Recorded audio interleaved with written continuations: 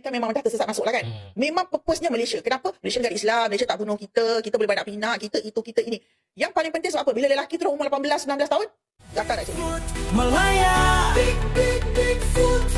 Malaya, bersama kita bangkit suara.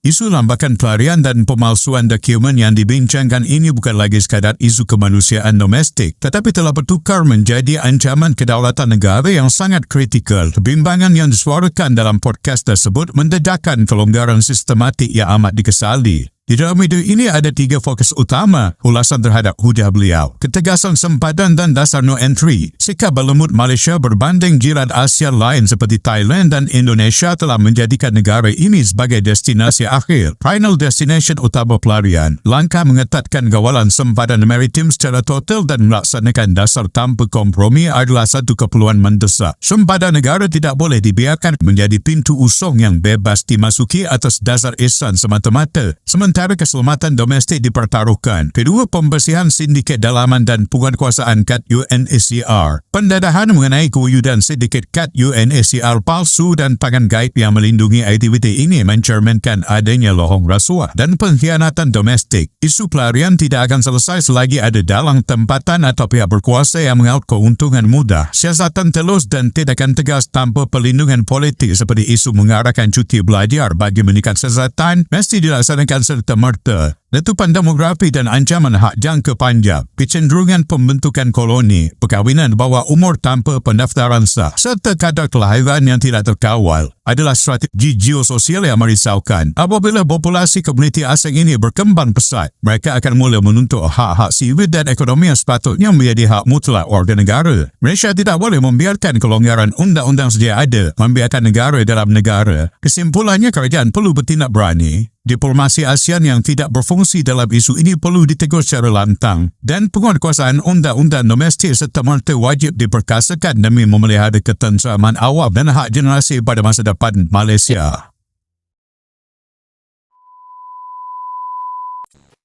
So kita memang kena ada satu solusi. Kalau pada pandangan Prof lah, di masa sekarang ni, apa yang kita boleh lakukan kepada isu ni? Jangan bagi masuk. Jangan bagi masuk. Tampan semua jalur pelapak airan. No. And tell them, don't come. Sebab, ingat tak peristiwa Wang Kelian? Yang tak ada apa-apa keputusan tu, walaupun dah buat Suruhanjaya diraja, whatever lah. Tak ada kan? It involve people yang ada kepentingan. Saya cakap terang je. Saya ambil contoh, mungkin a little bit sensitif, tapi saya bila kita nak buat podcast, kita kena berani kan. Okay, saya ada, bila kita buat FGT kan, kita buat FGT, kita akan jumpa dengan semua orang. Dan salah seorang ni, yang dia kata dia memang sedang siasat. Berkenaan dengan UNCHR punya kad di Terengganu. Sebab dekat Terengganu ramai orang Terengganu pun dah tak selesa dah sekarang ni. Ya? Dia kata, waktu bila saya dah buat siasatan, ni pegawai polis, saya nak buat siasatan, Prof, dia kata, berkenaan dengan kad UNCHR, saya rasa ni bukan UNCHR yang bagi. Ini sindiket yang buat, dia kata. Senang sangat dia orang dapat. Dia kata, oh betul, saya kata. Bila dia dah memulakan siasatan tu, tiba-tiba dia hantar cuti belajar. Oh. It's so fishy for me. Macam twing-twing kat situ kan. Okay, satu. Kedua, benda yang sama, pernah mereka buat serbuan lah, macam dekat kawasan yang terlalu banyak kan. Tiba-tiba ada nampak cawangan parti. Maknanya Rohingya ni pun dah masuk dalam parti. Ada cawangan macam, contoh cawangan Bangi, parti ni, cawangan Bangi, tak nak sebut lah. Jadi pada saya, ini semua pengkhianat dan petualang yang menyebabkan rakyat sekarang tengah marah. Yes. Itu sebab pada saya, Rohingya ni, you nak cakap apa sebenarnya? Jalan yang paling baik, tutup sempadan. Tutup sempadan. Sebab mereka yang jadi penyelundup. Okey, nak tahu kenapa? Orang Rohingya ni, diorang akan datang Malaysia. Diorang tak nak duduk Indonesia, diorang tak nak duduk Thailand. Melainkan memang dah tersesat masuk lah kan. Memang purpose-nya Malaysia. Kenapa? Malaysia negara Islam, Malaysia tak bunuh kita, kita boleh banyak pinak, kita itu, kita ini. Yang paling penting sebab apa? Bila lelaki tu umur 18, 19 tahun, gatal nak cek bini. So dia import yang daripada Kok Bazar tu. Masuk dalam kapal. Itu semua aturan dia orang yang buat tau. Bukan orang tempatan tau. Bukan orang tempatan. Kalau sindiket yang ada kuasa lah, saya percaya, macam mana dia boleh datang berkapal-kapal kalau tak ada orang yang berkuasa yang tahu all this ni. Sebab seorang penatang ni boleh menguntungkan sangat banyak. Satu parti ni. Kan? Jadi, apa yang berlaku ialah, apabila diorang dah mula nak berumah tangga, dia usia yang sangat muda, dia akan ambil budak-budak berumur.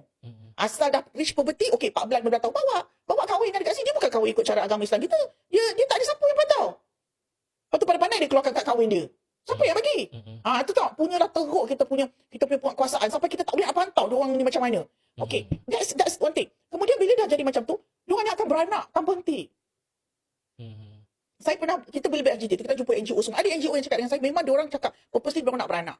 Nak beranak supaya diorang ramai lah, makin ramai so berkuasa kan. Bila rakyat ramai dia berkuasa, dia nak minta hak.